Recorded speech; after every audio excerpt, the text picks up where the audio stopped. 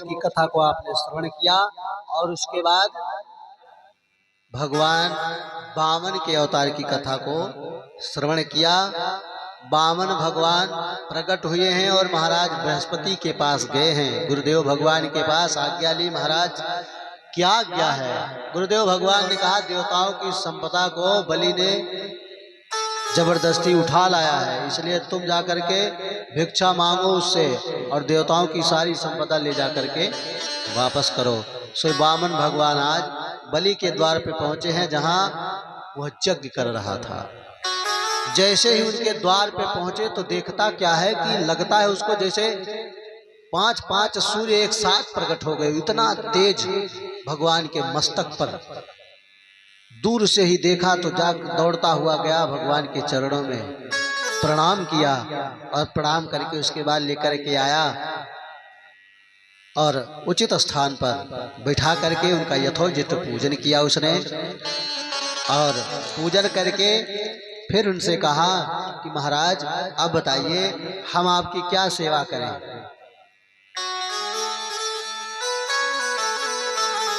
तो भगवान कहते हैं, आप हमारी क्या सेवा करोगे? हम तो ब्रह्मचारी, हमको किसी चीज की आवश्यकता नहीं है। महाराज बलि ने कहा कि आपको भले ही ना आवश्यकता हो, पर हमारे दरवाजे कोई ब्राह्मण आवे तो कभी खाली हाथ हमने उसको नहीं भेजा है, इसलिए आप पधारे हो तो आपको कुछ ना कुछ तो मैं दूंगा ही। बताइए आपको क्या करूं? आपका विवाह करा दूं? जैसे आप 52 अंगुल के, वैसे 52 अंगुल की दुल्हनिया भी ला दूं आपके लिए। बोले अच्छा, दुल्हनिया ला दोगे तो उसके संतान होगी, संतान का भरण पोषण कौन करेगा? बोले हम करेंगे। बोले फिर उनके संतान होगी, उसको कौन देखेगा? बोले महाराज तो क्या जीवन भर का ठेका लिया है मैंने? तो बोले जब ठेका नहीं लिया है तो फिर विवाह कराने की कौन सी बात आई? बोले महाराज फिर भी कुछ मांग लीजिए, मेरी बड़ी इच्छा है। सो भगवान ने कहा कि तुम देना ही चाहते हो तो ठीक है, आप मुझे 3 पग भूमि दान कर दीजिए। महाराज बलि हंसने लगे, बोले महाराज जैसे आप वामन हो वैसे आपकी वामनी बुद्धि भी है, हैं? जैसे आप छोटे वैसे छोटी बुद्धि भी। अरे मांगा भी तो 3 पग भूमि, वो भी अपने पैर से नाप करके। अब छोटे छोटे पांव हैं, 3 पग भूमि में तो सीधे बैठ भी नहीं सकते, तो फिर क्या करेंगे? 3 पग भूमि तो कुछ नहीं होने वाला। वामन भगवान ने कहा ब्राह्मण को संतोषी होना चाहिए, जितना मिल जाए, जितने की उसको आवश्यकता हो उतना ही उसको मांगना चाहिए, उससे ज्यादा नहीं। बोले ठीक है महाराज, अब आपकी आज्ञा है तो ठीक है, आप अपने पग से ही नाप लीजिएगा। और कोई चीज? बोले बस कुछ नहीं चाहिए, केवल हमें 3 पग भूमि आप दीजिए। गुरुदेव भगवान आकर के खड़े हो गए, देखे चेला सब गड़बड़ कर रहा है। और जब उन्होंने अपने ध्यान से देखा तो देखते हैं तो वो वामन भगवान साक्षात स्वयं नारायण विष्णु हैं। शुक्राचार्य जी ने कहा बलि से कि देखो ये तो न 52 है न 53 है, ये साक्षात विष्णु है जो तुमको छलने आया है, इसकी बातों के चक्कर में मत आना। महाराज बलि ने कहा गुरुदेव अब तो मैंने कह दिया है, इसलिए अब वचन दे दिया है तो करूंगा जरूर। बोले अच्छा, गुरुदेव की बात नहीं मानोगे? बोले अब वचनबद्ध हो गया गुरुदेव तो क्या करें? बार बार समझाया, गुरुदेव भगवान ने पर मानने को तैयार नहीं। बलि महाराज ने कहा गुरुदेव अगर ये साक्षात नारायण हैं और हमसे मांगने के लिए आए हैं तो ये तो मेरा सौभाग्य है कि आज मैं तीनों लोकों के मालिक विष्णु को मैं दान करूंगा, इसमें तो मेरा गौरव बढ़ेगा। गुरुदेव भगवान ने कहा चेला मानने वाला है नहीं, इधर वामन भगवान ने कहा तुमको संकल्प, तुमको देना है भूमि की नहीं देना। तो बलि महाराज ने कहा नहीं दूंगा। बोले तो जाओ जल लेकर आओ, पहले संकल्प करो, बगैर संकल्प के कुछ नहीं होने वाला। तो बलि महाराज गए, टोटी वाला लोटा लेकर के आए। शुक्राचार्य जी ने सोचा कि अब ये कुछ नहीं कर पाएगा, हमें को बचाना पड़ेगा। तो जा करके उसी लोटे की टोटी में एक कीड़े के रूप में बैठ गए। बोले जब जले नहीं गिरेगा तो संकल्प नहीं होगा। उसी में जाकर के बैठ गए। अब भगवान ने जल मंगाया, जल भर के ले आए, हाथ पे कुछ अक्षत पुष्प रखा और उसके बाद महीना तिथिवार सबका स्मरण करते हुए कैसव गोत्रोत्पन्नो बलि नाम हम तीर्ण पदान ब्राह्मण तुभ्यम हम संप्रतदे। जल गिराया। अब संकल्प पढ़ने लगे, लेकिन जब जल गिरा रहे हैं तो जल नहीं गिर रहा। बोले अरे क्या फंस गया इसमें? बोले कुछ नहीं महाराज, लगता है बहुत दिनों से रखा था, पुराना हो गया है, तो हो जा सकता है कुछ जंग लग गया होगा। भगवान ने कहा तो चिंता मत करो, हम इसको साफ किए देते हैं। सो एक पैनी कुसा उठाई और उठा करके उसी छिद्र में ऐसे मारा। सो शुक्राचार्य जी महाराज की एक आंख, गोविंदाय नमो नमः, बोले कृष्ण भगवान की जय। उनकी एक आंख गोविंदाय नमो नमः हो गई। और जब आंख फूटी महाराज तो चिल्लाते हुए भगे वहां से। छिद्र साफ हो गया, जल गिराया, संकल्प हो गया। भगवान ने कहा कि तुम्हारी ज्ञान की दृष्टि तो बहुत अच्छी है,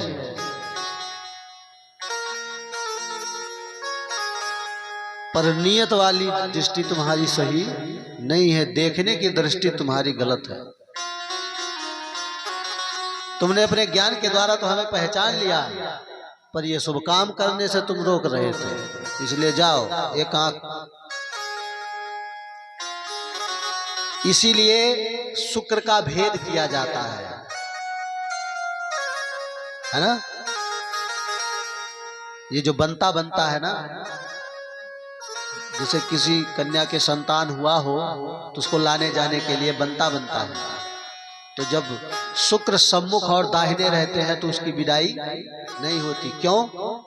क्योंकि यही स्थिति उसकी भी हो सकती है, बच्चे की एक आंख सीताराम, है ना। इसलिए शुक्र का भेद किया जाता है।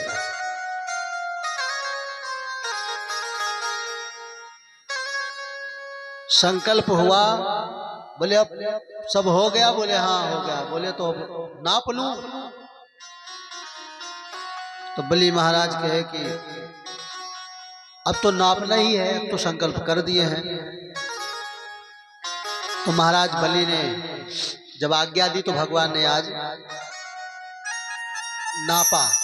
कहते हैं कि कुछ जगहों पर अगर झूठ बोल दिया जाए तो वहां पाप नहीं लगता। कहाँ? बोले स्त्रीषु नर्म विवाहेश्च वृत्यर्थे प्राण संकटे गौ ब्राह्मणार्थे हिंसायां नानृतम स्याजुगुप्सितम्। स्त्री से बातचीत करते समय अगर झूठ बोल दिया जाए तो पाप नहीं लगता। हास परिहास में हंसी मजाक कर रहे हो, उसमें झूठ बोल दे तो पाप नहीं लगता। और बिटिया का विवाह ना हो रहा हो, किसी कन्या का विवाह ना हो रहा हो, तो झूठ बोल करके विवाह करा दे तो वो पुण्य मिलता है, उसमें पाप नहीं लगता। और वृत्ति के लिए झूठ बोलना पड़े तो पाप नहीं लगता। प्राण अगर संकट में हो, अगर किसी गैया की हत्या हो रही हो और वहां पे झूठ बोलना पड़ जाए तो झूठ बोल दीजिए, गैया को भगा दीजिए, बच जाएगा उसका प्राण। तो प्राणों के संकट के समय झूठ बोल देना पाप नहीं लगता। ये ऐसे स्थान है जहां झूठ बोलने से पाप नहीं लगता है। भगवान ने आज नापना प्रारंभ किया। पृथ्वी नापी एक में, दूजे में आकाश, तीजा पद कहाँ पर रखूं, सारे असुर निराश।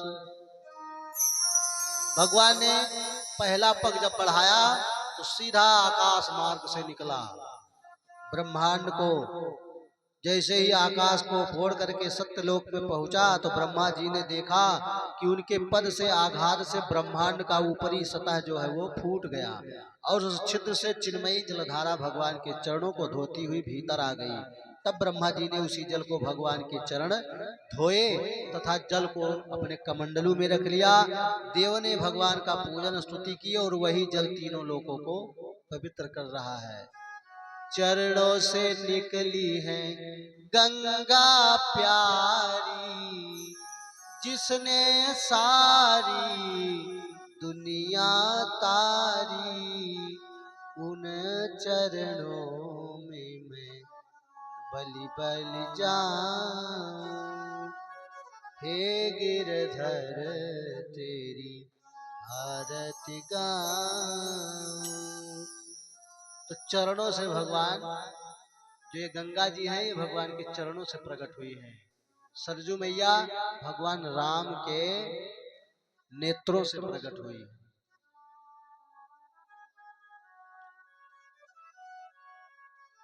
और यही जल जो है मंदाकिनीत देवी भोगावती चासो गंगेती चेह चरणाम्बुज पुराति विश्वमा। यही गंगा जी जो है स्वर्ग में मंदाकिनी अर्थात आकाश गंगा के नाम से जानी जाती है और पाताल में इनको भोगवती कहा जाता है और मृत्यु लोक में ये गंगा जी के नाम से विख्यात हैं। अब इस प्रकार से भगवान ने जब आकाश में पग बढ़ाया तो 7 लोग ऊपर का नाप लिया और दूसरा पग रखा पृथ्वी पर तो जितने 7 लोग नीचे के थे वो सब नाप लिया, है ना। तो 7 लोग ऊपर और 7 लोग नीचे हो गए 14, है ना।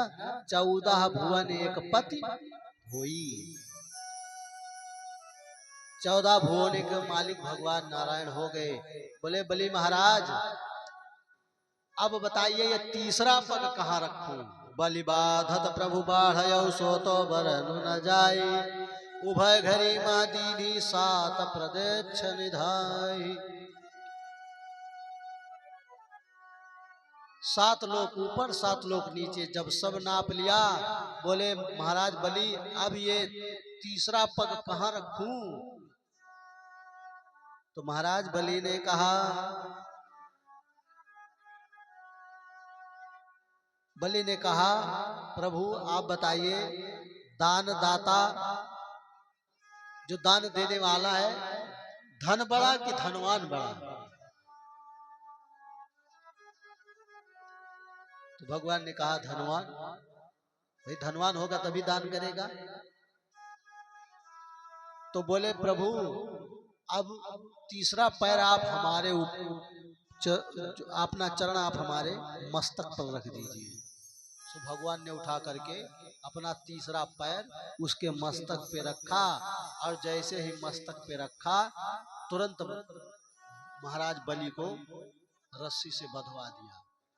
अब क्या हुआ 14 भुवन तो वैसे ही ले लिए और महाराज बलि थे तो जब उनके ऊपर पैर रखा तो उनके समेत जितना उनका राजपाट था सब भगवान का हो गया। सारे सिपाही भगवान को मारने के लिए दौड़े तो महाराज बलि ने कहा देखो हमने सब दान कर दिया इसलिए आज से तुम भी भगवान के हो। महाराज बलि ने अपना सर्वस्व भगवान को अर्पण कर दिया। ओ यस्तु मां भजते नित्यं वितातस्य हराम्यहं, करोमि बन्धो विच्छेदं स्तु दुःखेन जीवति। ओम हिरण्यमयेन पात्रेण सत्यस्यापि हितं मुखं, तत्त्वे पूषणमप्पावृणु सत्यधर्माय दुष्टै। तन दे धन को राखिए, और धन दे रखिए लाज, और तन मन धन सब दीजिए, एक धर्म के काज। जिस धर्म पे सारा राज्य गया और पुत्र देव का निधन हुआ, जिस धर्म पे भाई भरत छुटा, सीता प्यारी का हरण हुआ। बलि महाराज को बाना भगवान ने और कहा, बलि महाराज आपकी दान से मैं बहुत प्रसन्न हुआ।